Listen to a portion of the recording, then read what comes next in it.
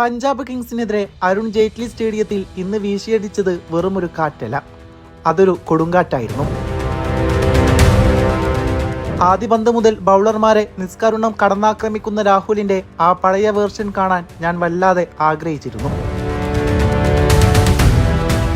വെറും 15 പന്തിൽ അർദ്ധ സെഞ്ചുറി നേടിയിരുന്ന ആ പഴയ രാഹുലിനെ ഈ ദിവസങ്ങളിൽ നമുക്കെവിടെയോ നഷ്ടപ്പെട്ടിരുന്നു. എന്നാൽ ഇന്ന് ഈ സീസണിൽ തോൽവിയറിയാതെ കുതിച്ച പഞ്ചാബിന്റെ കരുത്തുറ്റ ബൗളിംഗ് നിരക്ക് മുമ്പിൽ ഞാൻ ആഗ്രഹിച്ച ആ പഴയ രാഹുലിന്റെ ഒരു മിന്നലാട്ടം കാണാൻ സാധിച്ചു. ഡൽഹി ക്യാപിറ്റൽസിനായി കളത്തിലിറങ്ങിയ അദ്ദേഹത്തിന്റെ ഈ ബാറ്റിംഗ് വിസ്മയം ഓരോ ആരാധകന്റെയും സിരകളിൽ ആവേശം നിറക്കുന്നതായിരുന്നു. വെറും 47 പന്തുകളിൽ നിന്നാണ് അദ്ദേഹം ആ മാന്ത്രിക സെഞ്ചുറി പൂർത്തിയാക്കിയത്.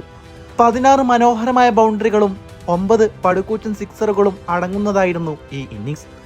പഞ്ചാബിന്റെ പേസർമാരും സ്പിന്നർമാരും ഒരുപോലെ ആ ബാറ്റിന്റെ ചൂടറിഞ്ഞു. ഓരോ പന്തും അതിർത്തി കടക്കുമ്പോൾ അതിൽ വെറും കായികബലം മാത്രമല്ല, തികഞ്ഞ ആധിപത്യവും വ്യക്തമായിരുന്നു.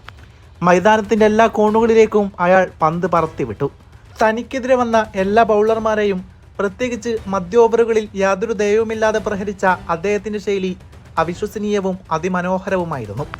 അയാളുടെ സ്കോർ 151 എത്തിയിട്ടാണ് അയാൾ നിർത്തിയത്. അതെ, ഇതാണ് നമ്മൾ കാണാൻ ആഗ്രഹിച്ച ആ ക്ലാസി രാഹുൽ. ആക്രമണവും ബാറ്റിംഗ് സൗന്ദര്യവും ഒരേപോലെ സമ്മേളിക്കുന്ന അപൂർവ കാഴ്ച.